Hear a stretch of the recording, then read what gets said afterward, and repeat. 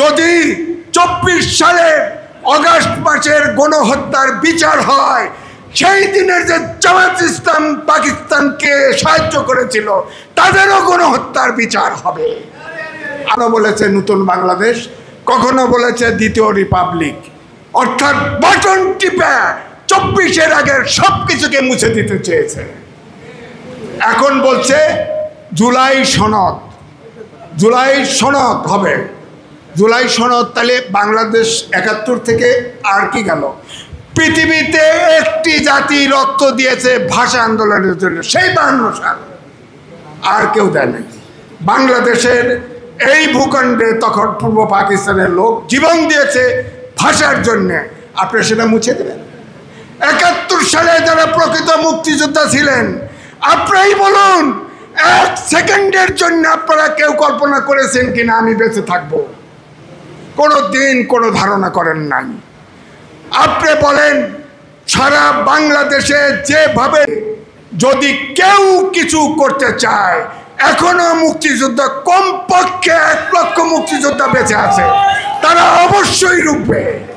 এই দেশে যদি 24 সালের অগাস্ট মাসের গণহত্যার বিচার হয়, সেই দিনের যে জামাত ইসলাম পাকিস্তানকে সাহায্য করেছিল তাদেরও গণহত্যার বিচার হবে।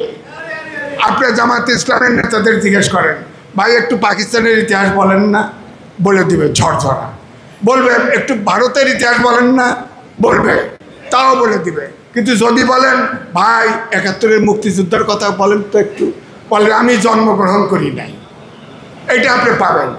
সুতরাং যদি গণহত্যার বিচার হয়, 2 গণহত্যার বিচারই হতে হবে, এটা পরিষ্কার বক্তব্য। এই দেশ নূতন করে স্বাধীন হয় নাই, 71-কে বাদ দিয়ে 71 বাংলাদেশের জন্ম দিয়েছে।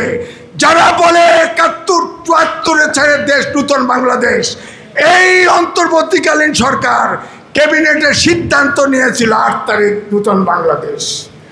আপনি বলেন তো 8 তারিখ এরা কেউ ছিল মুক্তিযুদ্ধের ভিতরে? আছে?